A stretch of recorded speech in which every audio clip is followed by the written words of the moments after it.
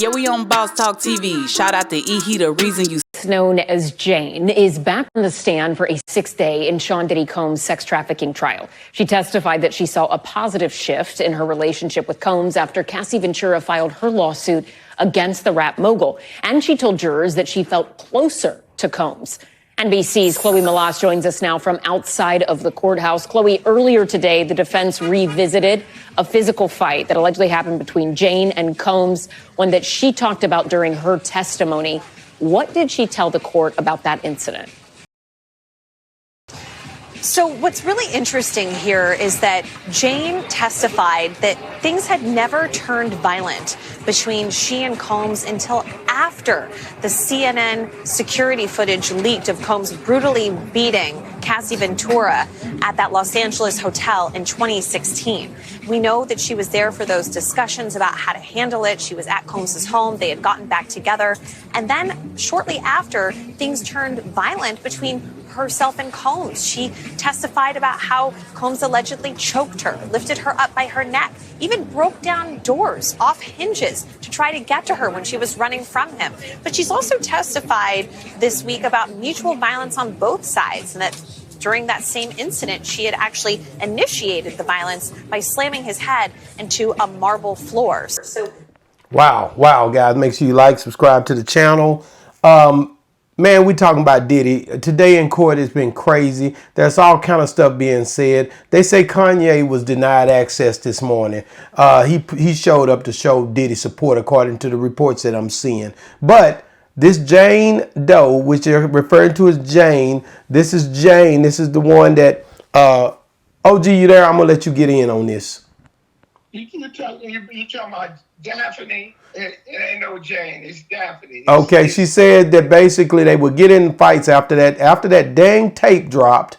Cassie at that hotel getting drugged by Diddy. Diddy became angry and started taking it out on her. And she's saying that's how she ended up having to fight for her life dealing with him. And then she said one day she initiated, slammed his head into a door. What do you think about that?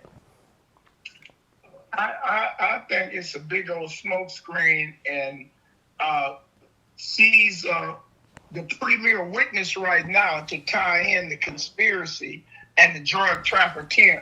All of this other stuff about what the domestic violence is, he's not on trial for that. And he got some really, his attorneys are not doing their job to let all of this stuff come in front of the jury.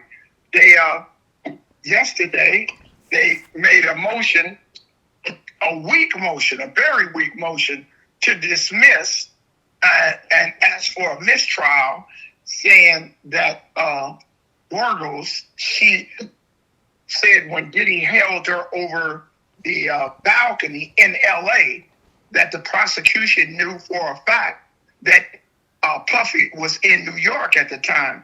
And the judge told them, you knew it too, so you cross-examined her under the same pretense, so why are you arguing about it? So, I mean, I don't understand what his defense team is doing, because that's the only thing about having a jury trial. It's painting such a demonic picture of him.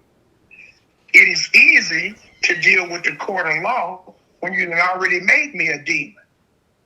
Yeah, well, what about, I think I heard, well, first of all, let me listen to a little bit more of this, because there's more. So again, it seems to be mutually toxic on both sides. And Combs, he has multiple times said that he is very sorry for all of the domestic violence that he has taken part in when it comes to Cassie Ventura. In opening statements by one of his attorneys, Tenny Garagos, at the beginning of this trial, they said Combs is a flawed man. And they admit and they acknowledge that there has been instances of domestic violence. But again, they are saying that just because he was violent doesn't mean that he was sex trafficking these women. Chloe, we also learned that prosecutors are requesting to remove one of the jurors. Take us through that. Why have they made that ask? So as you know, there are 12 jurors, and number 6 is a man who prosecutors, they feel as though he has lacked candor. We don't know what that means, but that was in a letter to the judge, and there are active discussions right now about potentially replacing juror number 6 with an alternate. What's fascinating is that these conversations, they're happening with the prosecution, Combs's legal team, and the judge in something called the robing room. This is where the judge, puts on his courtroom attire and private conversations are had, but these are on the record. These are transcribed. We will see exactly what was said. As of right now, we just know that there are some issues from the prosecution's perspective, but you could imagine that the defense is trying to fight to keep that individual in. And so we'll see how this plays out over the next couple of days. Wow. So you see that, OG, number 6, juror number 6, the prosecution want him out because he lacks candor. What the hell is going on with that? So what do they mean by candor? How do you define candor in a jury? So you're saying that he speaks his opinion on what he thinks the trial is taking place of, and that he said in the jury room that he thinks the women are lying. So what was that lacking candor? I don't know, but I can tell you this much: the jury done heard that jury done heard. That's going to turn him a twist his stomach about the prosecution. If they don't get him kicked off, because he not going to like them since they did this, because it's public information now that y'all tried to get him kicked off. So he ain't going to rock with y'all. You got to understand what they're talking about. What the conversation is that they're saying that the defense is saying domestic violence has nothing to do with racketeering and prostitution, right? Right. That's not what he's being charged with, domestic violence. The sex trafficking and prostitution don't come from him dealing with Cassie Ventura or Daphne or Burgos. The prostitution and sex trafficking comes from by their testimony, they paid for men to come and have sex with them under his order. Yeah. No, I get where you're coming from with that. The sex trafficking, what they're talking about in the domestic violence, that's a smokescreen for the jury to have sympathy on everything that, like I say, making him a demon. And it comes up, they haven't brought any factual evidence. They haven't brought receipts showing any of this, but they're allowing the testimony to come in, and it's what white America calls damning. It's very damning because each one of the witnesses has said that they've got money from him or his security to pay for freak-offs, for what they call hotel nights. That's right. That they brought drugs in. Has nothing to do with him. It's what they did, and it's called unwilling conspiracy. So the next thing they're going to bring in is a psychiatrist or an expert to come in and talk about women under trauma, what they'll do in order to, this is why every one of them is, how all three of you women love one man, and you knew you were in rotation. Man, that's so true. That's so true. You knew from the beginning when you dealt with this man, when you came to an event, you wasn't Puffy and you, it's Puffy and plus one. Yeah, and then you got to think about it. The next part, talking about these women, they brought the Jane was upset about young Miami being a part of this thing. Just check this out. Let's see, because I seen it. I was like, man, young Miami, like she was around. So this stuff was happening. If he just got mad at Jane about this here recently, about that tape, that just happened. And now young Miami has been pulled into this thing. Well, Stephen, Natasha, Diddy's ex-girlfriend for hire, going under the pseudonym Jane, was on the hot seat today under cross-examination, providing more details about her business and sex relationship with Diddy, and really getting into her jealousy that Diddy was showing a lot of attention and going public with rapper Young Miami, treating her more like a secret side chick than a real girlfriend. Now, Mrs. Janice Combs was leaving court this afternoon with 3 of Combs' sons after sitting through all of this testimony today. This afternoon, they all sat through the cross-examination of alleged victim Jane, who had a business arrangement with Diddy for sex. They called it a love contract, but clearly she wanted it to be more. On the stand, there was a tissue box to soak up her tears, as she's had in previous days, but today was more about anger and jealousy. Jane talked about her growing envy of rapper Young Miami of City Girls fame around the time she was with Combs between 2021 and 2023. Young Miami made a splash on the hip-hop scene as part of the City Girls duo and was soon seen at clubs, parties, and out in public, even at one award show with Diddy. Wow. See? So now Young Miami comes in, Jane, which you call, what's her name again? Jane. I call her Jane, but Jane basically, or Daphne, whatever, she's upset, and you got to keep in mind this is 50 Cent's baby mama, so it explains a lot of the text and emails and posts that I've seen coming from 50 criticizing all this stuff because he knew it was some crazy stuff going on over there, and he didn't want his son involved for sure. But then you got Young Miami over there. He treating her like she basically is his main girl. And now Daphne jealous because she done became a side chick. So she getting angry. So she's toxic at this point. Well, you got to look at what is Jane is 30 or 40 years old. Yeah. Young Miami is in her 20s. Yeah. It's been replaced. You understand? The old dog ain't got no new tricks. We done been through you. Everything got an expiration date. So that's why these women are making these allegations, because everybody's replaceable. She's doing a lot of crying on the stand, man. She's being cross-examined. They coming at her hard, man. You know, she feel like, you know, now they're tricking her up too with stuff that they're asking her now. So it's kind of like, I did this and I was toxic and I started this and I initiated it. Kind of the same thing that they did with Cassie when she took the stand. They started going back through the fact of what you done, and now it comes out you were doing more than Diddy was doing. Right. And it makes you look ignorant because of all the stuff you just did with that dang prosecuting team. So when cross-examination come, you out here looking a fool because you done said all this stuff he did to you. Now you backpedaling, which make you look like what you saying is not true, or either some truth to it and it's just basically a freak off and consensual. Because all of these people are old enough to do what they want to do when it comes to their sexual preferences. But you're listening to what you're saying and what you're basing the credence on about what they did. It's not about what they did. It's who they paid to do it with, and I'm the responsible party.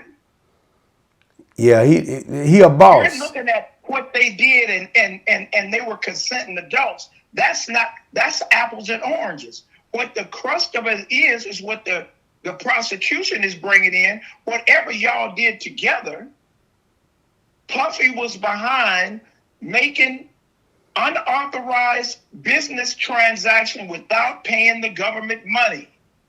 He brought but if it didn't come off of his card and it came from them, and they have financial situations where they're getting money in, you can't really fault him if they paying for it. America is gonna fault him. I don't see how, if they the one paid for it, and 50 Cent, if that is 50 Cent baby mama Jane, she getting money from 50 as well. So at the end of the day, if she calling escorts, if escorts are being called by her, he ain't paying for it. What did the lady just say? She paid for stuff and Puffy paid her the money back. Well, let me listen to this last part. Jane testified that she was jealous of Diddy buying her and other women expensive designer bags. She did not want to have what she calls a hidden relationship with Combs. Jane lost her composure under questioning from Diddy attorney Tenny Garagos when asked if she knew how much one of those bags cost. Jane snapped back, how much does my body cost? But she had made a financial agreement for sex with Combs. He was and still is paying the $10,000 a month rent on her 5,300 square foot LA home. She also said that he gave her thousands more for furniture and veneers, trips, and even $20,000 to start her own clothing business. Now, there were also some extremely graphic text messages from Jane to Diddy, where she was describing what she wanted him to do to her, what she wanted to do to him, and you get the idea.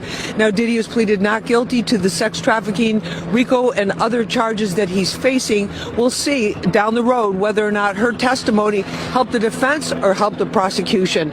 We're live at federal court. I'm Lisa Evers, Fox 5 News. Steve and Natasha, back to you. Wow. See, so yeah, she basically say how much my body, you buying these purses, but how much my body. Oh, gee, I got to ask you about that. That's your lane right there. She see he was buying this stuff. How much you think these purses cost? Well, how much my body costs? Your body is not worth nothing. Your body depreciate. You old, you burn out, and 20, 30 men done been run up in you, so you've been devalued. Actually, how much is my body worth? It wasn't worth that much. Well, it wasn't that much because Young M.A. It didn't make him stop going to get Young M.A., did it? Paying $10,000 a month in rent. Well, 5,800. I think it was 5,800 or 5,300 square foot. That's a big house, man. That's a big house. He taking care of that woman. He was taking care of that woman, and she's still on the stand. She should never testify against him. But that show you what a woman to do, boy, a scorned woman. And then to have nerve enough to say is he looked like a fool to even be sitting there, and for her to say he's still paying $10,000 a month for rent.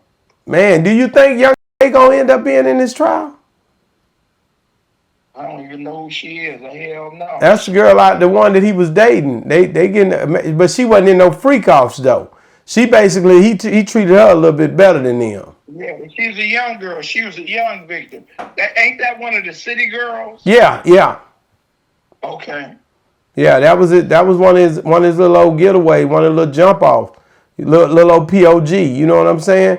Them YNs was hitting her before he got her probably, but you know, she had a baby too. So he come in. He really, as he's getting older, you see him start to deal with women that's having children. She had a child. This Jane lady, she says she had a child. So he's moving into a situation where now he's getting older and moving on up. Because the first victim, which was Cassie and her friend that he dangled over the balcony allegedly, they was young and they was vibrant, but these other ones been spoiled, once or twice. So you can tell the time lapses and how he's moving. Okay, it's all right if you have a child now, which let's think about it. Diddy didn't have to deal with none of these women, but everybody get on these levels. They start dealing with the same women.